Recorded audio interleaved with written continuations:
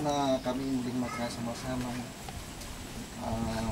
magkakapatid, mga pamangkin, mga hipag, mga apo nyo, upang mag-aalay ng bulaklak at panalangin sa aming mga namayapang magulang.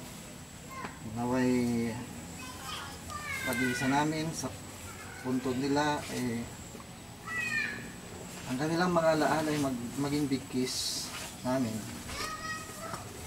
sa kung saan man kami pupunta, at naway maging ligtas po ang aming paglalakbay, lalong-lalo na yung nasa malayo.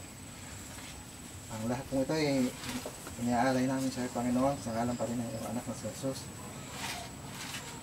Bubuhay at nagkahari sa ngalan ng Diyos Espiritu Santo kailanman. Amen.